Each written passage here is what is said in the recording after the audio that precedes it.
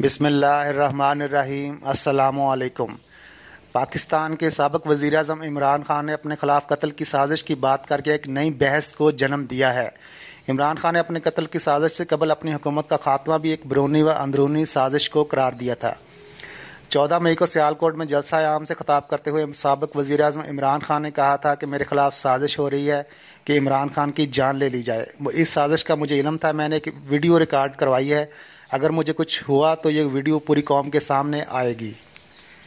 اس کے بعد 15 مئی کو فیصل آباد میں ایک جلسے سے خطاب کرتے ہوئے سابق وزیر اعظم نے عوام سے ایک وعدہ لیا کہ عوام وعدہ کریں اگر مجھے کچھ ہوا تو ویڈیو دیکھ کر انصاف دلائیں گے۔ پھر 16 مئی کو سوابی میں خطاب کرتے ہوئے عمران خان کا کہنا تھا کہ کھانے میں زہر ملایا جائے تو ہارٹ اٹیک ہو جاتا ہے۔ پاکستان کی سیاسی تاریخ میں وزیر اعظم قتل بھی ہوئے اور متعدد مرتبہ قتل کی سازشوں کی آوازیں بھی اٹھیں۔ یوں عمران خان جب یہ کہتے ہیں کہ ان کے خلاف قتل کی سازش ہو رہی ہے تو اس بات پر یقین کرنے والوں کے پاس مضبوط تاریخی استدلال موجود ہوتا ہے۔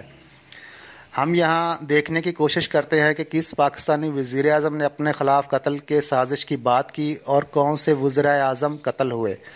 پاکستان کے پہلے وزیر اعظم لیاقت علی خان 16 اکتوبر 1951 کو راولپنڈی میں کمپنی باغ موجودہ لیاقت باغ میں جلسہ عام سے خطاب کرتے ہوئے گولی لگنے سے ہلاک ہو گئے تھے۔ اس طرح پاکستان کا پہلا وزیر اعظم اپنی طبی عمر پوری نہ کر سکا اور قتل کر دیا گیا، اور لیاقت علی خان کا قتل پرسرار معمہ بن گیا۔ لیاقت علی خان کے قتل نے پاکستانی سیاست کا کئی لحاظ سے رخ بدل کر رکھ دیا۔ ان کے قتل سے ایک دروازہ تو یہ کھلا کہ پاکستان میں وزراء اعظم قتل بھی ہو سکتے ہیں اور ان کے خلاف قتل کی سازشیں بھی ممکن بنائی جا سکتی ہیں۔ اس کے ساتھ ساتھ لیاقت علی خان کے قتل سے سیاسی خلا بھی پیدا ہوا۔ یہ سیاسی خلا سیاسی عدم استحکام کو جنم دینے کی وجہ بنا، اور اس سیاسی خلا کو ملٹری و سول بیوروکریسی نے کامیاب طریقے سے پر کرنے کی کوشش بھی کی۔ لیاقت علی خان کے قتل پر ایک تحقیقاتی کمیشن بنایا گیا تھا جس کی سربراہی جسٹس محمد منیر نے کی تھی۔ اس کمیشن نے لگ بھگ 9 ماہ بعد حتمی طور پر اپنی رپورٹ تیار کی تھی۔ اس رپورٹ کے مطابق لیاقت علی خان کے قاتل کا یہ انفرادی فعل نہیں ہو سکتا تھا، اس کے پیچھے کوئی سازش ہو سکتی ہے۔ پاکستان کے 5ویں وزیر اعظم حسین شہید سہروردی تھے جنہیں مختصر وقت کے لیے وزارت عظمیٰ کی مسند ملی۔ یہ ستمبر 1956 سے اکتوبر 1957 تک پاکستان کے وزیر اعظم رہے۔ حسین شہید سہروردی کی موت بیروت کے ایک ہوٹل میں دسمبر 1963 میں ہوئی تھی۔ ان کی موت کو سرکاری سطح پر ہارٹ اٹیک قرار دیا گیا، مگر سیاسی و سماجی حلقوں میں یہ بحث موجود رہی ہے کہ ان کی موت طبی نہیں بلکہ یہ بھی ایک مبینہ قتل تھی۔ ان کی بیٹی بیگم اختر سلیمان بھی اپنے والد کی موت کو قتل قرار دیتی رہیں۔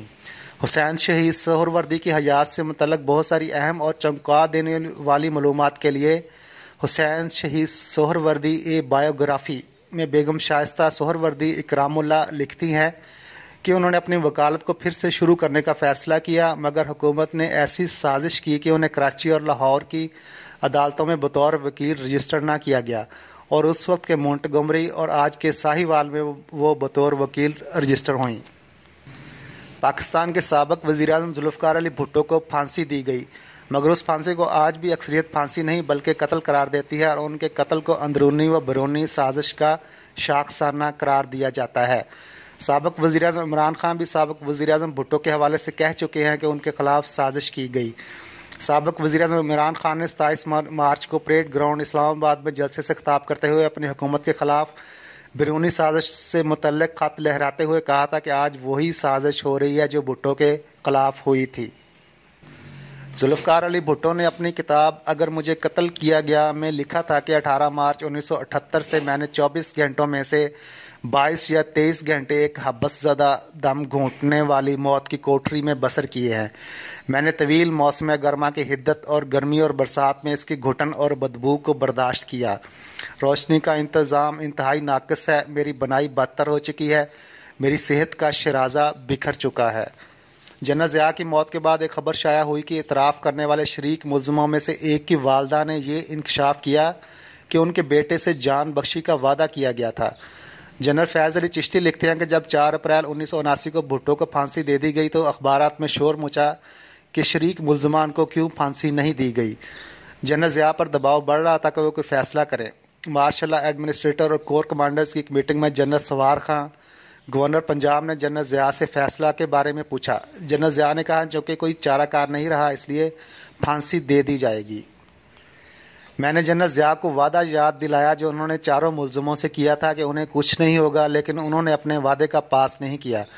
اعتراف کرنے والے ملزمان عدالت میں حاضر ہوئے تو وہ بالکل فٹ اور خوش و خرم نظر آئے۔ وہ ان آدمیوں کی طرح دکھائی نہیں دیتے تھے جو موت کی کوٹھڑیوں سے لائے جاتے ہیں۔ کرنل رفیع الدین اپنی کتاب بھٹو کے آخری 323 دن میں لکھتے ہیں کہ اگر بھٹو صاحب کی اپیل سپریم کورٹ میں منظور ہو بھی جاتی تو بھی انہیں آزاد نہ کیا جاتا۔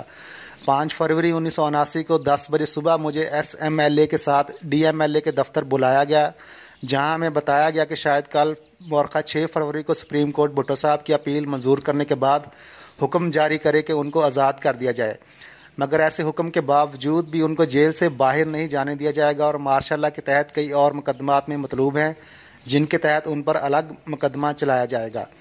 مجھے صاف صاف بتایا گیا کہ اگر سپریم کورٹ بھٹو صاحب کے لیے آزادی کا حکم بھی صادر کرے تو انہیں جیل سے نکال دیا جائے تو بھی انہیں جیل سے باہر ہرگز نہیں جانے دیا جائے گا۔